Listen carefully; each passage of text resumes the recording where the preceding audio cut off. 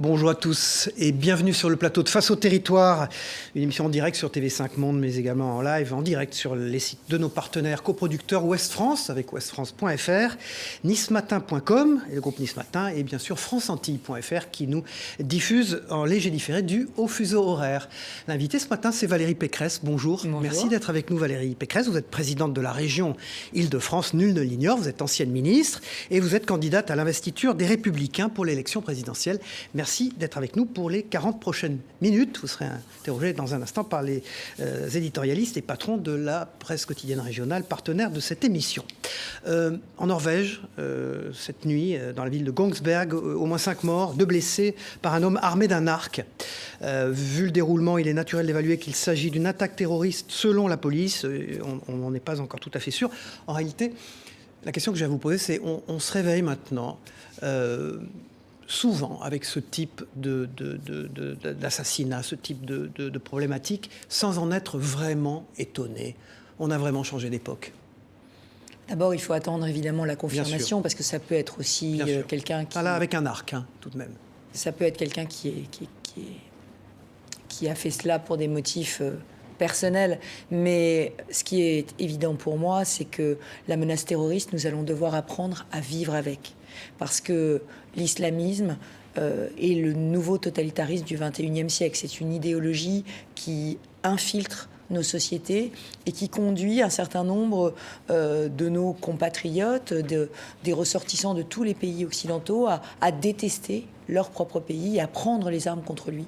Et donc il faut s'armer nous aussi contre ce totalitarisme et il faut prendre des mesures de prévention et de sanctions très vite quand on décèle des signaux faibles de radicalisation. C'est pour ça que j'ai proposé un véritable plan de lutte contre la radicalisation avec la possibilité, y compris d'aller jusqu'au licenciement ou à la révocation d'agents publics ou de personnel dans les sociétés privées qui montreraient des signes de radicalisation. Valérie Pécresse, vous êtes candidate à l'investiture des Républicains pour l'élection présidentielle, je le disais il y a un instant. Et c'est vrai que les partis qui ont abandonné les primaires, en tout cas pour cette élection, tiennent énormément compte des sondages.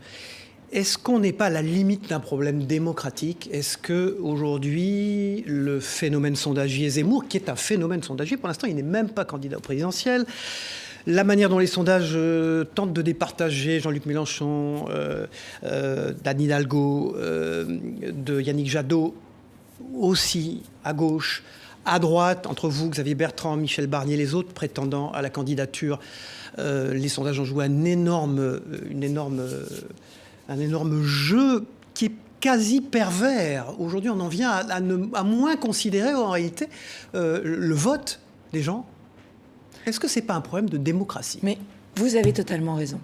D'ailleurs, dans les interviews que je fais quasiment quotidiennement, plusieurs fois par semaine, on me parle davantage des sondages de la veille que de mon projet pour la France. Je viens de présenter un programme pour l'éducation à la veille de la commémoration et de l'hommage à Samuel Paty. Je propose un programme dans lequel je rebats toutes les cartes pour restaurer l'école, parce que nous sommes devenus une terre d'inégalité sociale, d'immobilité sociale. On va y revenir dans l'école. L'école a oui, mais vous voyez. Mais sur les sondages, sur le fait que les sondages soient devenus au fond, le nec plus ultra dans une démocratie comme la France. C'est une aberration, d'autant plus qu'ils se trompent à chaque fois. Enfin, souvenez-vous des régionales où on nous donnait le Front National gagnant dans une demi-douzaine de régions. Donc, les sondages se trompent toujours. Et ce qui intéresse les Français vraiment, c'est qu'est-ce que tel ou tel candidat va faire pour moi, pour la France. Je vous dis, quand je parle de stopper l'immigration incontrôlée, quand je passe de restaurer l'école, quand je parle de quelle écologie nous devons défendre, parce que le prochain président ou la prochaine présidente devra être un écologiste sincère, mais pas un idéologue. Aujourd'hui, on est la journée de la qualité de l'air. Qu'est-ce qu'on fait pour améliorer la qualité de l'air ? Certainement pas bloquer les trains, comme le font aujourd'hui les Verts, sous prétexte qu'il y a des lézards, des murailles sur les voies. Vous voyez ? Donc le sujet, c'est comment est-ce qu'on se projette dans la France de 2030 ? Eh bien, nous allons attaquer ces sujets-là tout de suite. François-Xavier Lefranc, rédacteur en chef de Ouest France, nous rejoint sur ce plateau dans un instant. Bonjour François-Xavier Lefranc, vous êtes le rédacteur en chef du plus grand quotidien régional français, le premier quotidien francophone du monde, et vous avez des questions concernant l'égalité territoriale, beaucoup d'inégalités d'ailleurs. Bonjour Madame Pécresse. Bonjour. Alors la diversité française, la belle diversité française, c'est aussi celle de ces territoires, en métropole et dans le monde, avec beaucoup d'inégalités. Alors comment lutter contre les inégalités entre territoires? On l'a rappelé, vous êtes président d'une grande région, l'Île-de-France, vous souhaiteriez être candidate à la présidence de la République. Faut-il plus d'État ou faut-il plus de pouvoir aux régions, plus de confiance, plus de moyens en direction des territoires? Est-ce que c'est l'État qui peut faire le boulot, la lutte contre les inégalités, ou est-ce que c'est au contraire, est-ce que ça doit venir des territoires? Qu'en pensez-vous? Depuis des années, je crois que les régions sont des vrais réducteurs d'inégalités. Pourquoi? Mais parce que dans une région, vous avez des métropoles, des territoires urbains, et vous avez des territoires ruraux. Et à l'échelle d'une région, on a la puissance financière pour mieux répartir la richesse. Moi, je prône le juste retour vis-à-vis des territoires ruraux. Le juste retour, ça veut dire que 1 euro d'investissement dans une zone urbaine doit donner lieu à 1 euro d'investissement dans une zone rurale. C'est ce que j'ai pratiqué dans ma région. Les Français croient peut-être à tort, mais vous le savez, que ma région est urbaine. C'est vrai, elle est très dense. Mais j'ai 2 millions d'habitants dans le rural. D'ailleurs, Christian Jacob, syndicaliste agricole, Gérard Larcher, vétérinaire, sont tous les deux franciliens. Donc, effectivement, le juste retour. Mais à quel niveau on peut le faire? Certains diront au niveau de l'État. Ça n'est pas vrai. L'État est trop loin. L'État est trop loin et quand il s'occupe de la désertification médicale, quand il s'occupe d'opérations cœur de ville, en réalité, très souvent, il est trop loin. Je donne un exemple. Moi, dans mon projet, il y a le jumelage des universités avec les villes moyennes, de façon à ce que dans les départements ruraux, j'étais hier dans Lyon, où on n'a pas de grande université, on puisse faire ses premières années d'université dans son lycée, par Internet. Eh bien, il y a un appel à projet qui a été lancé par l'État pour faire ça, en prenant le modèle de ce qui se faisait en Île-de-France, dans ma région. Et bien, l'appel à projet, c'est 2-3 lycées par-ci, par-là. C'est pas du tout à la hauteur. Si une université a envie, je vais à l'université de Dijon aujourd'hui, si une université a envie de faire ça toute seule, de rayonner, mais il faut que la région puisse lui donner les moyens de le faire. Il ne faut pas tout attendre de l'État. L'État, quand il veut tout faire, il fait tout mal parce qu'il est trop loin. Vous avez souvent pointé d'ailleurs la lourdeur de l'État et on a parfois l'impression que les régions avancent à une vitesse et l'État à une autre. L'État annonce des investissements, ça met beaucoup de temps à se mettre en place, l'argent met beaucoup de temps à arriver. Alors est-ce que c'est pas compliqué ce lien entre l'État et les régions? Est-ce qu'on n'est pas définitivement dans une impasse très française avec un pays très jacobin, très centralisé et des territoires en qui on n'a pas vraiment confiance finalement? Je suis patriote et régionaliste. Je crois aux identités régionales. Elles sont extrêmement puissantes et elles donnent de la cohésion. Parce qu'on se reconnaît dans l'identité de sa région et en même temps, ça nous permet de nous projeter dans un avenir commun. Donc, vous avez raison. L'autre jour, j'étais en Saône-et-Loire et on voit bien que le président de la Saône-et-Loire, lui, il a décidé de rémunérer ses médecins pour lutter contre la désertification médicale. À Saint-Quay-Portrieux, pareil, le maire décide. Donc, aider ces initiatives locales qui correspondent à un besoin du territoire, permettre aussi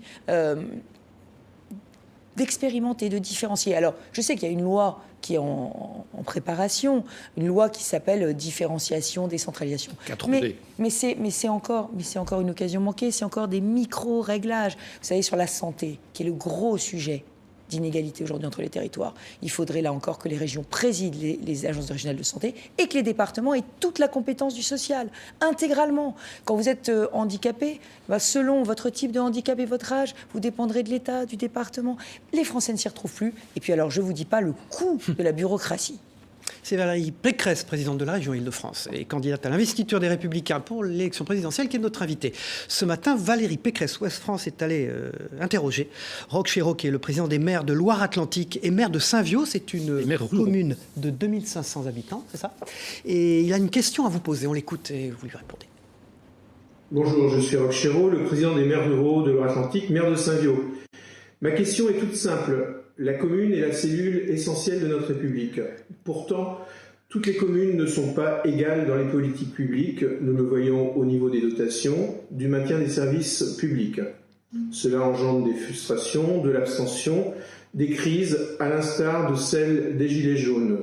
Comment vous, Une habituée des politiques urbaines, serez-vous crédible pour les territoires ruraux de France? Voilà, président des maires ruraux, hein, il a les qualités pour vous poser cette question. Ça revient à ce que je viens d'expliquer aujourd'hui. Je pense qu'il faut qu'à chaque fois qu'on investit 1 euro, que l'État investit 1 euro dans une zone urbaine, il puisse y avoir un juste retour pour les territoires ruraux et qu'il y ait aussi 1 euro investi dans un territoire rural. Il faut qu'il y ait une même qualité de services publics et d'infrastructures dans tous les territoires et il faut pour cela s'appuyer sur les régions qui seront les mieux à même de répartir les forces.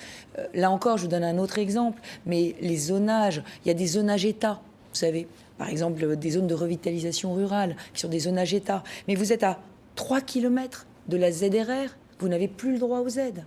Ça, c'est idiot parce que peut-être que le médecin veut s'installer à 3 km, peut-être que l'entreprise veut s'installer à 3 km de la ZRR, peut-être que l'agriculteur d'à côté a besoin d'aide. Donc, si on commence à zoner au niveau de l'État, on n'y arrivera pas. Il faut descendre beaucoup plus bas dans les territoires. Alors justement, à l'intérieur des mêmes territoires, il y a des situations d'inégalité. Vous parliez tout à l'heure, en introduction, de l'éducation, de l'enseignement. C'est un thème qui vous est cher. Regardons l'Île-de-France. En Île-de-France, si on regarde le nombre d'enseignants débutants, et si on regarde comment dirais-je, le remplacement des enseignants, la question du remplacement des enseignants, on passe du simple au triple selon qu'on est dans un territoire, dans une zone favorisée de l'Île-de-France, ou selon qu'on est dans un endroit plutôt défavorisé, avec des problèmes sociaux importants. On a en fait un peu le sentiment que selon l'endroit où l'on est, l'État porte une attention plus ou moins grande. C'est peut-être pas le cas, mais en tout cas, c'est l'impression que ça donne. Comment est-ce qu'on peut lutter contre ça ? Alors, c'est pas exactement ce qui se passe. L'État, malheureusement, n'y est pas pour grand-chose. Ce qui est coupable, c'est de penser qu'en ayant une gestion uniforme de l'école, on aura l'égalité. En fait, l'uniformité crée l'inégalité. Pourquoi ? Mais parce que pour le même salaire, enseigner, comme vous le dites, dans une zone favorisée, c'est beaucoup plus facile que d'enseigner à des élèves qui sont plus perturbateurs, qui parlent moins bien le français, qui ont plus de difficultés et sociales et scolaires. C'est pas le même métier. Et donc, moi, ce que je propose, c'est de faire totalement différemment. D'abord, c'est de régionaliser le recrutement des professeurs au niveau du CAPES, pour mettre fin à ce bizutage institutionnel qui consiste à envoyer les plus jeunes professeurs dans les territoires les plus difficiles, alors qu'ils ont le moins d'expérience. Ça fait des années qu'on dit qu'on va arrêter ça, et ça fait des années qu'on ne le fait pas. Et par ailleurs, on envoie des futurs professeurs ailleurs que dans leur région de cœur. Et vous savez, aujourd'hui, les professeurs qui sont mariés, ils ont des conjoints, des compagnons, qui ne sont pas forcément mobiles. Donc on dissuade des vocations. Vous savez qu'on a perdu 30% des vocations de professeurs en mathématiques, par exemple. Vous savez que le niveau baisse. Donc, cette crise des vocations, elle est dramatique pour l'école. Notre niveau baisse et l'école, c'est la fabrique de la France. Donc, si on veut rendre attractif le métier d'enseignant, il faut régionaliser les recrutements au CAPES pour que les professeurs de collège et de lycée puissent travailler dans leur région de cœur. En revanche, dans les quartiers les plus difficiles, les territoires ruraux où il y a le moins de recrutement, alors on met des vraies primes, des vrais bonus indiciaires et des vrais bonus de carrière avec des professeurs volontaires. Et puis on crée aussi des écoles publiques sous contrat, comme il y a des écoles privées sous contrat, avec une totale liberté de recrutement, totale liberté de projet pédagogique et des engagements des élèves à respecter toutes les règles de bon fonctionnement. Vous présidez une grande région où la problématique des transports est évidemment importante, prend énormément de place. Il y a un chantier énorme qui est en cours, c'est le prolongement de la ligne E du RER. Et il y a quelques jours, vous êtes exprimé avec des mots extrêmement durs. Vous avez parlé de scandale d'État. Ce chantier, qui consiste donc à prolonger la ligne, avec notamment un tunnel entre Paris et la Défense, déborde sur le plan financier. Je crois qu'on déborde de 1,7 milliard. 1,7 milliard, c'est, si je ne me trompe pas, ce que chaque année la région Île-de-France met dans les transports, à peu près. Vous avez parlé de scandale d'État. Alors, qu'est-ce qui se passe ? Pourquoi ? C'est pas possible aujourd'hui que la SNCF, grande entreprise en monopole, prennent un chantier et nous disent il va coûter 3,5 milliards et arrivent ensuite en nous disant non, il va coûter 5,5 milliards ou 5,2 milliards. Un chantier presque unique au monde, on peut le dire. C'est un chantier en Ile-de-France, nous avons beaucoup de chantiers qui sont très élevés, puisqu'on a aussi le Grand Paris Express, on a aussi la liaison directe avec Charles de Gaulle, qui sont des liaisons très importantes. Et puis dans la France, on aura des très grosses liaisons aussi. Je sais que le président de la République veut relancer les TGV, c'est une bonne idée. Donc il y aura des grands chantiers à mener partout en France. Si la SNCF dérape, on ne pourra pas les mener. Le chantier EOL, c'est pas seulement un chantier de RER, c'est la desserte de la Normandie. Parce que si on fait ce RER jusqu'à Mantes-la-Jolie, alors les trains normands pourront arriver directement Pourquoi sur scandale Paris. d'État? Scandale d'État. Scandale d'État parce que l'État est actionnaire. L'État est actionnaire de Vous voulez dire SNCF qu'il a Réseau. laissé dériver cette affaire? Il dit aujourd'hui qu'il est aussi surpris que la région qui est financeur, les départements qui sont financeurs.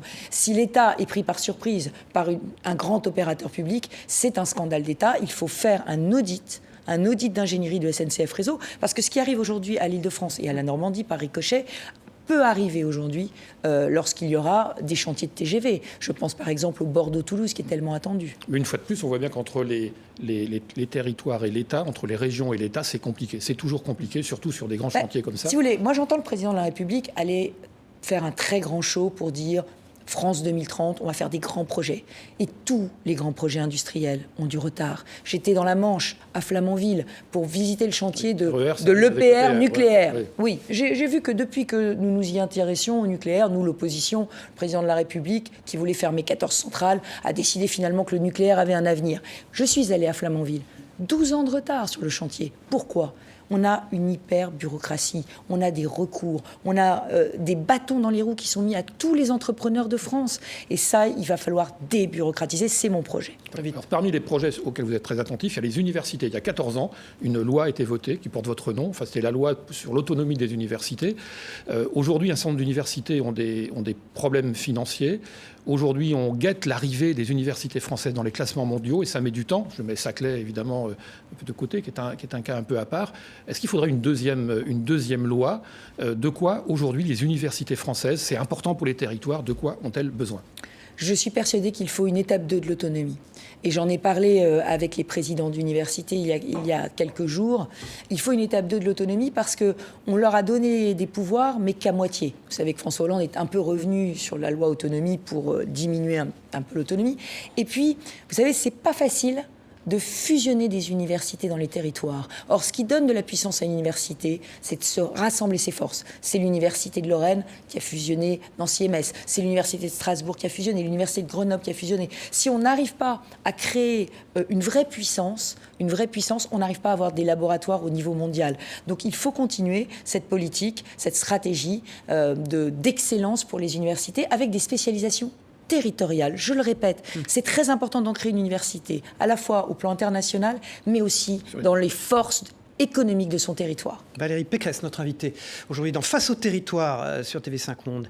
Le dessinateur Chonu, qui est un collaborateur régulier de Ouest France, a une question à vous poser sous forme de dessin. Il évoque le drame du 16 octobre 2020 qui a vu l'assassinat de Samuel Paty. Vous en parliez tout à l'heure à Conflans-Sainte-Honorine, dans les Yvelines, au collège Bois de l'Aune. On regarde, on écoute Chonu.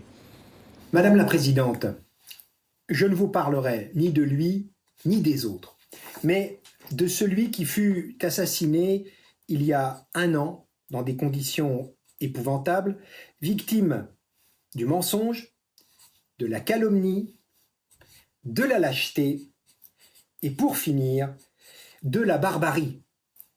Je veux parler, bien sûr, de Samuel Paty, et la question que je pose, c'est face au bouleversement qui traverse le monde de l'éducation, comment faire pour que notre République et ses institutions ne se voilent plus la face? Je l'ai dit, face à l'entrisme islamiste, il faut des mesures très fortes. Et c'est vrai que l'éducation nationale, malheureusement, est soumise à ce qu'on appelle le pas de vague. Pas de vague. Et si vous regardez d'ailleurs les statistiques qui sont données chaque année par Jean-Michel Blanquer sur les actes, les signaux faibles de radicalisation, les atteintes à la laïcité dans les établissements, là où il y a le plus de communautarisme, c'est là qu'il y a le moins de signalements.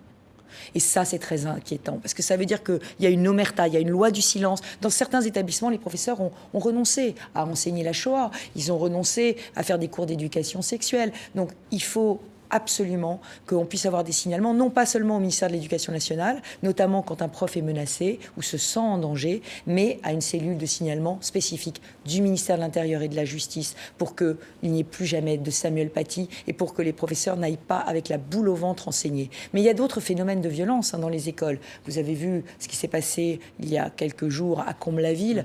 Il faut aussi qu'il y ait des sanctions exemplaires à chaque fois qu'une figure d'autorité dans notre pays est agressée, que ce soit un maire, un professeur, un médecin ou des forces de l'ordre ou un pompier. Valérie Pécresse, sans doute une surprise pour vous maintenant. Nous avons été interrogés Édith Cresson, ancienne première ministre de François Mitterrand en 1991, qui a été donc la seule femme Premier ministre en France. Elle a quelque chose à vous dire, on l'écoute. Je lui souhaite beaucoup de courage, je sais qu'elle en a. Je lui souhaite de continuer de la façon dont elle s'y prend pour gouverner la région Île-de-France, qui est quand même la première, la plus riche, la plus importante de France. La manière dont elle s'y prend est remarquable et je suis sûre que dans d'autres fonctions, elle serait remarquable aussi.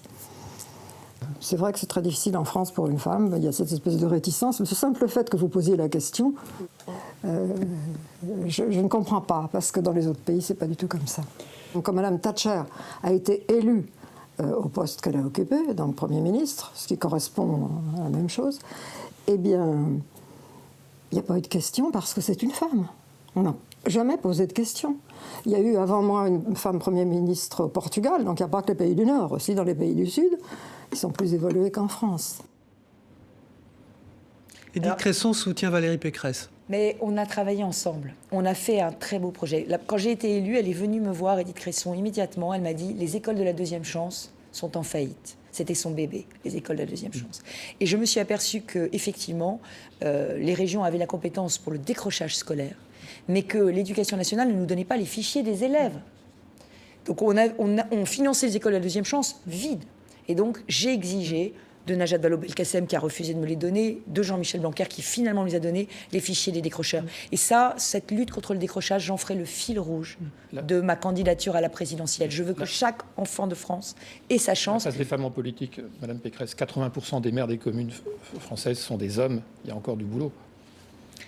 Et vous savez, c'est très compliqué. D'abord, c'est un monde extrêmement violent, la politique. Et puis, c'est très compliqué de concilier vie familiale, vie professionnelle et engagement politique. Vous avez ressenti les mêmes choses que ce qu'Édith Cresson a ressenti quand elle parle de son expérience à Matignon, cette violence. Est-ce que c'est des choses que vous vivez, vous, que vous avez vécues? Ce que je crois, c'est que les Français sont beaucoup plus ouverts sur la question des femmes en politique que la classe politique elle-même. C'est la classe politique qui veut bloquer les femmes au pouvoir. C'est cet entre-soi un peu masculin. Mais ce que je crois aussi, vous voyez, je vous ai parlé des écoles de deuxième chance, vous m'avez coupé, mais c'est important de montrer ça sert à quoi d'avoir des femmes en politique? À faire, F-A-I-R-E. Nous, on n'est pas dans le verbe, on n'est pas là en train de dire 0 enfant laissé sur la route. Nous, on prend le fichier des décrocheurs et on s'occupe personnellement de les remettre dans une solution de réussite. Ça vous a surpris qu'elle vous soutienne comme ça ouvertement? Ah oui, je suis un peu surprise, mais en même temps, je suis très heureuse parce que ça montre que j'arrive à rassembler. Vous savez, j'ai été élue dans ma région, j'ai été soutenue de Dupont-Aignan jusqu'à Manuel Valls. Et même mon prédécesseur, et pourtant ça n'avait pas été une lune de miel entre nous, Jean-Paul Huchon a dit il faut soutenir Valérie Pécresse, qu'elle a fait du bon boulot. Donc je crois que les Français ont besoin de ça aussi. Et il y a beaucoup d'abstention. Les Français ont besoin de personnalités qui font le boulot. La une de Ouest France, François-Xavier Lefranc, aujourd'hui, oui, rapidement. Consacrée aux entreprises confrontées au risque des cyberattaques. Elles doivent se prémunir et c'est donc le sujet que l'on évoque aujourd'hui dans Ouest France avec notamment la question des assurances. Merci François-Xavier Lefranc, rédacteur en chef de Ouest France. Dans un instant, eh bien, Patrice Carmouze qui représente TV78, les Yvelines, dans cette émission. Bonjour Patrice Carmouze, vous représentez TV78, la chaîne des Yvelines. Vous connaissez bien Valérie Pécresse, elle est l'ancienne députée des Yvelines. On va venir avec vous dans un instant à ces questions qui nous préoccupent. Mais tout de suite, Cyril Boutier, qui est le directeur des rédactions de France Antilles, qui est un partenaire de cette émission également, France Antilles, a une question à vous poser. On l'écoute. Bonjour Valérie Pécresse. Vous présidez la région qui accueille le plus d'Antillais guyanais dans l'Hexagone. Quels sont vos liens avec eux? Quels sont vos liens avec nos territoires? Et par ailleurs, dans le cadre de votre candidature, quelle serait pour vous la mesure phare en faveur des Outre-mer? Alors pour moi, évidemment, les Outre-mer, c'est la France. D'ailleurs, là, aujourd'hui, on nous parle des Antilles, mais j'ai une pensée particulière pour la Nouvelle-Calédonie, Bien sûr. qui va se prononcer pour rester ou pas française.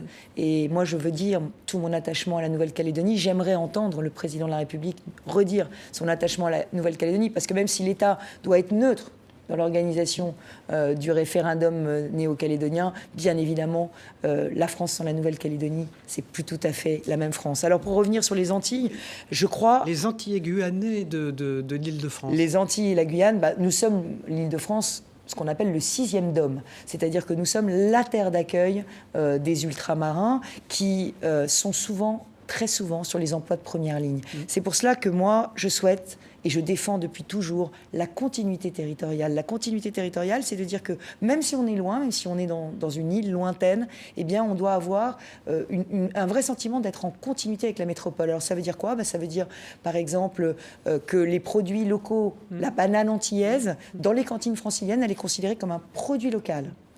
Par opposition à la banane dominicaine. Ça veut dire que les Antillais, très concrètes, les Antillais qui sont démunis et qui n'ont pas de quoi payer un billet d'avion pour aller retourner faire le deuil des membres de leur famille, on finance des billets deuil pour ces personnes très défavorisées. Donc on fait vraiment une continuité territoriale. On accueille les étudiants, on accueille les sportifs, on accueille les jeunes.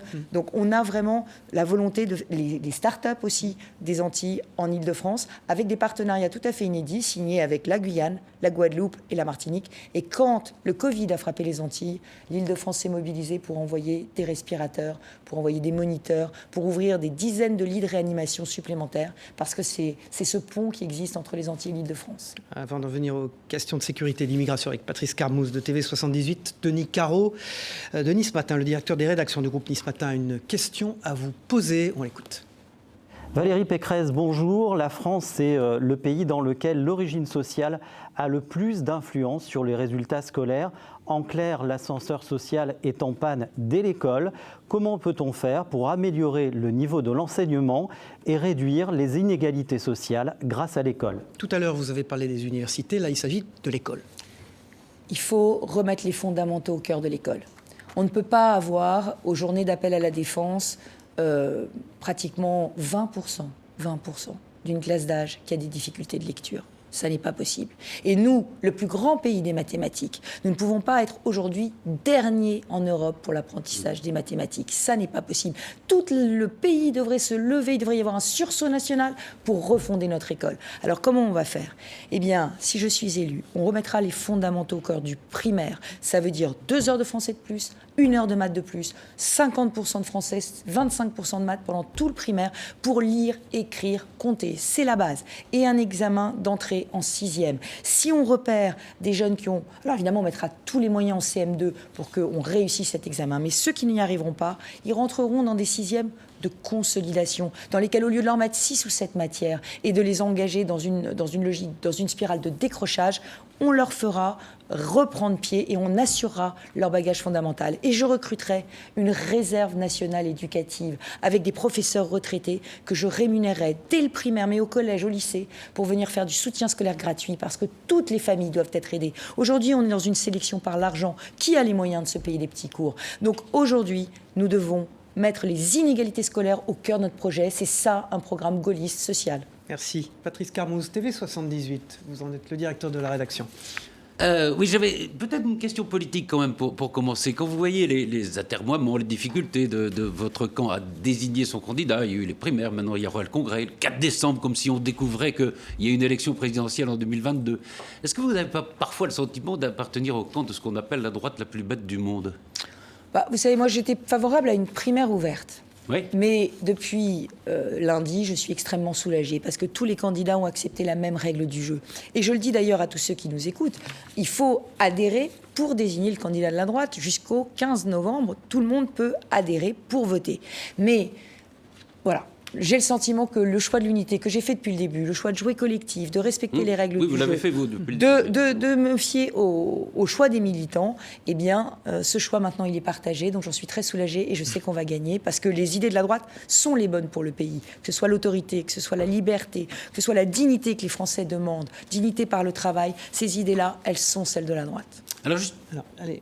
justement, les idées de la droite. On voit beaucoup quand même de propositions. Vos concurrents proposent par exemple des référendums sur l'immigration, dont on ne sait pas s'ils sont légaux ou pas, mais qui reprennent en gros des propositions de Marine Le Pen ou d'Éric Zemmour. Vous-même, vous aviez proposé la réactivation de la notion d'intelligence avec l'ennemi pour pouvoir emprisonner des fichiers S avant qu'ils ne commettent des actes. Est-ce que c'est la droite républicaine, ça ? Est-ce que c'est pas une course à l'échalote à la proposition pour aller de plus en plus, parce que vous êtes embêté par la position de Zemmour ou de Le Pen ? Mais tout au contraire, moi, mes propositions, elles sont dans le comment on va faire. Tous ceux qui vous disent immigration zéro.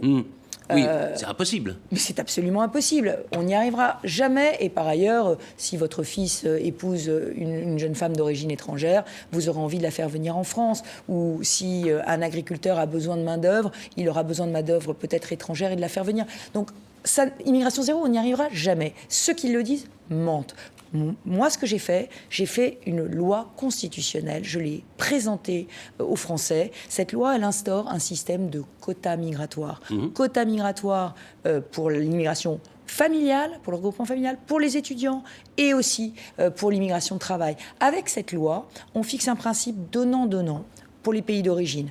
Oui, il y a des visas, mais à ce moment-là, s'il y a un clandestin de votre pays, vous donnez le laissez-passer pour qu'il rentre. Donc, une règle du jeu. Par ailleurs, il faut qu'on parle le français pour avoir un titre de séjour. Donc, comme les Allemands, je demande un examen de français obligatoire. Aujourd'hui, on le fait à la latine, vous savez bien. On met des heures d'apprentissage de français, puis il faut dire qu'on est allé au cours. Donc, obligatoire. Si, là encore, votre enfant souhaite aller étudier à l'étranger, il doit passer un examen obligatoire pour montrer qu'il sait s'intégrer. Et puis, les prestations sociales. 5 ans de résidence régulière en France pour toucher les prestations sociales. Parce que quand on vient en France, c'est pour s'intégrer, pour travailler, pour apporter quelque chose à notre pays, pas pour toucher des allocations. Donc moi, j'ai fait la loi qui permettrait de stopper... Donc c'est quelque chose de faisable, voilà. Mais ma loi, c'est courageux, c'est faisable, c'est le système canadien, c'est le système américain. C'est peut-être ça la droite républicaine, alors. Et c'est ça la droite républicaine, c'est une droite qui fait, et pas une droite de l'imprécation et puis des slogans. Dernière question, Patrice Hermous. Non, mais je crois que c'est malheureusement... Alors, on a le temps, on a le temps d'écouter Alexis Gilly, qui est un étudiant de 3e année de journalisme à Nice. La dette qui pèse sur les générations futures, c'est quelque chose d'important, on l'écoute. Valérie Pécresse, bonsoir, merci de répondre à ma question. 2739 milliards, c'est aujourd'hui le montant de la dette française. Et en tant que jeune, en tant qu'étudiant, je me pose la question suivante. Dans votre plan pour la France, dans votre projet, comment comptez-vous régler ce problème de la dette ? Comptez-vous augmenter les impôts, faire peser finalement cette charge sur les générations à venir ? Comment comptez-vous régler ce problème-là ? Ce jeune étudiant a tout à fait raison. Emmanuel Macron a cramé la caisse. Il est en ce moment en train d'inventer le clientélisme présidentiel avant l'élection. On en est à 1 milliard ou 2 ou 3... 30 par semaine. Oui, mais ça a sauvé l'économie française pendant la crise quand même. Si vous regardez le rapport du Conseil d'analyse économique, il vous dira que nous sommes 26e pays sur 38 de l'OCDE dans la gestion de la crise Covid. Ça veut dire que ça nous a coûté beaucoup plus cher que partout ailleurs. Ça, personne ne le dit parce qu'on est en France et que l'argent magique, on veut y croire. Alors comment je ferai ? Eh bien moi, je vais faire la réforme de l'État. La réforme de l'État, la réforme des retraites, la réforme de l'assurance chômage, toutes les réformes dont la droite a rêvé qu'elle n'a pas faites. Alors vous allez me dire pourquoi moi ? Eh bien, parce que dans ma région, j'ai fait 2 milliards d'euros d'économies. J'ai baissé les dépenses de fonctionnement. La région est l'exemple de ce que vous ferez au niveau de la France. J'ai fait de la politique par la preuve. Allez regarder ce qu'ont fait mes concurrents à droite. Ils n'ont pas géré aussi bien que moi. Et ces économies, je les réinvestirai. Éduquer, protéger, soigner, mes 3 priorités pour la sphère publique. Merci. La une de Nice Matin qu'on va regarder rapidement puisque Nice Matin est partenaire de cette émission. Vous la voyez actuellement. Voilà, c'est la politique locale. Voilà pourquoi il raille Macron, c'est Christian Estrosi. Mais il a tort, parce que les vraies solutions sont à droite et pas dans le en même temps qui n'est qu'un immobilisme. Valérie Pécresse, merci. Patrice Hermous, merci. On passe à la dernière séquence de cette émission. La partie internationale, Sylvia Garcia de TV5 Monde nous rejoint sur ce plateau dans un instant. Alors Valérie Pécresse, votre expérience en matière de politique étrangère questionne. On se demande si la présidente de l'Île-de-France s'y connaît en politique étrangère alors qu'elle veut devenir présidente de la République. On va s'y intéresser. Est-ce que ce manque d'expérience, ce manque de visibilité sur l'international, ça n'est pas un souci quand on veut diriger la 6e puissance mondiale ? Mais d'abord, vous ne connaissez sans doute pas mon histoire, vous ne savez sans doute pas que je suis anglophone, que j'ai été russophone, que j'ai appris aussi le japonais. Alors, c'est des langues difficiles qui s'oublient avec le temps, mais c'est vrai. Pas une politique internationale. Là-dessus, on vous cerne moins bien. En tant que ministre de l'Enseignement supérieur, j'ai négocié l'arrivée de la fusée Soyouz en Guyane. J'ai réussi à faire naître un consensus européen. Mais vous avez conscience de ce sur déficit l'Alzheimer, dans l'opinion, ce déficit que vous pouvez avoir, par exemple, face au président de la République, bien évidemment, qui a exercé pendant 5 ans. Vous avez conscience le président de la République, avant d'être président de la République, était banquier d'affaires. Ça ne donne pas une expérience internationale, sauf si on considère que faire des deals financiers à New York, ça donne une compétence universelle. Je pense qu'en tant que ministre, par exemple, un autre exemple, j'ai été négocier le GIEC de la biodiversité. Je suis allée jusqu'à Kuala Lumpur pour plaider pour qu'on crée, face à la 6e extinction des espèces, un GIEC de la biodiversité. Donc que ce soit en matière écologique, je vous ai parlé de la coopération renforcée. J'ai convaincu tous les pays européens de travailler ensemble sur la recherche sur Alzheimer. Donc sur tous ces sujets-là, il me semble que j'ai montré une forme de compétence. Et par ailleurs, en tant que présidente de la région Île-de-France, je travaille en partenariat très étroit avec toute la francophonie, notamment les pays d'Afrique avec lesquels je suis en partenariat. Les pays d'Afrique, justement. Nouveau sommet Afrique-France la semaine dernière, avec une société civile, des jeunes qui ont, eux, et c'est ce qu'ils ont affirmé, ils ont déjà, eux, redéfini la relation entre leur pays en Afrique et la France. Dans votre projet présidentiel, quelle place tient l'Afrique ? L'Afrique et l'Europe ont un destin lié. Et donc, moi, je fais partie de ceux qui regrettent infiniment que la France n'ait pas plus d'ambition en Afrique, que nous n'ayons pas des partenariats plus étroits avec l'Afrique. Au niveau de ma région, quand je suis arrivée, j'étais effarée de me rendre compte que malgré les liens et la diaspora africaine très grande qu'il y avait en Île-de-France, nous n'avions aucun contrat de partenariat, ni avec le Maroc, ni avec la Tunisie, ni avec l'Algérie, ni même avec l'Afrique subsaharienne. Donc j'ai commencé à tisser tous ces réseaux, notamment en partant de ce qui nous unit, la francophonie, qui est notre premier lien. Et je crois que vraiment, le plan Marshall pour l'Afrique, le plan Marshall européen pour l'Afrique, est une absolue priorité pour moi. Nous devons aider au développement de l'Afrique. L'Afrique doit garder sa jeunesse. C'est ce qu'elle a dit. C'est ce qu'elle a dit au sommet Afrique-France. Vous êtes présidente, les aides ont baissé dans la région, donc les aides ne sont peut-être pas la solution. Et par ailleurs, ces jeunes Africains qu'on a vus demandent du partenariat, pas de l'aide. Mais c'est complètement exact. J'ai supprimé les aides, j'allais dire, qui n'arrivaient jamais, c'est-à-dire des aides à du tissu associatif qui n'avaient pas vraiment beaucoup de résultats, et j'ai transformé ça par du partenariat, du vrai partenariat, c'est-à-dire de l'aide technique, de l'apport de compétences. Et donc maintenant, on fait des partenariats gagnant-gagnant. Par exemple, pour faire l'éclairage d'une ville, par exemple, pour lutter contre la pollution de l'air, pour les transports. Donc on fait des vrais projets maintenant. Si vous êtes élue présidente, dernière question, quelle est votre première décision en matière de politique internationale ? Ma première décision, ce sera de prendre la présidence de l'Union européenne, puisque vous savez que le 24 avril, le président qui sera, ou la présidente qui sera élue, ça, c'est pas deviendra... une décision. Non, et d'aller voir nos confrères, mes confrères présidents des grands pays de l'Union, pour leur parler de tout ce que je veux pour changer l'Europe. Parce que je veux une Europe qui protège vraiment. Je veux une Europe avec une autonomie stratégique. Je veux une Europe qui devienne un pilier dans l'OTAN. Je veux que l'Europe nous protège. Et je veux aussi une préférence européenne avec la réciprocité. C'est pas normal que nous laissions l'Europe ouverte à tous les vents du libre-échange, alors même que les pays avec lesquels nous faisons du commerce ne nous respectent pas et ne nous ouvrent pas leurs portes. Valérie Pécresse, c'est ce que les militants de LR voudraient savoir, sans doute. Est-ce que vous prenez l'engagement de ne jamais être la première ministre d'Emmanuel Macron ? Mais cette question est très étrange. Emmanuel Macron a envoyé contre moi au régional 5 ministres En Marche. C'est donc que je suis pour lui une adversaire très redoutable. Mais une alliée possible demain pour une majorité nouvelle. Je vais vous expliquer. Je suis une adversaire très redoutable parce que justement, je porte une droite qui peut s'élargir au centre. Et que, comme l'a très bien dit Nicolas Sarkozy, et ça les militants le savent, quand on s'élargit, on gagne. Quand on se rétrécit, on perd. Et c'est ça qui fait peur à Emmanuel Macron. Donc, je suis dans l'opposition. Il y a un fossé qui me sépare d'Emmanuel Macron, à la fois sur la gestion économique. Je vous ai parlé de sa façon de dépenser l'argent des générations futures, de dilapider l'argent des générations futures, mais surtout sur le régalien, sur l'autorité. Moi, je veux un pays dans lequel l'ordre est respecté, donc dans lequel nos l'engagement frontières sont respectées. Que vous ne travaillerez pas mais avec j'ai Emmanuel même Macron pas à le prendre. au Cet engagement, il est inscrit dans ma fidélité à mes valeurs et à mes convictions depuis 5 ans. Vous savez, ceux qui ont voulu rejoindre Macron ont pu le faire depuis 5 ans. Et il aurait été sûrement très heureux de pouvoir épingler à son tableau de chasse la présidente de l'Île-de-France. Non, je suis fidèle à mes convictions et je le resterai. Merci d'avoir été notre invitée pendant 40 minutes. Valérie Pécresse, donc ancienne ministre, candidate à l'élection présidentielle, à l'investiture des Républicains et présidente de la région Île-de-France. Merci. Merci beaucoup Sylvia Garcia. La semaine prochaine, nous recevons Elisabeth Borne, la ministre du Travail, qui sera en direct sur ce plateau pour Face au territoire. Merci à tous, bonne journée. Les programmes continuent sur TV5 Monde.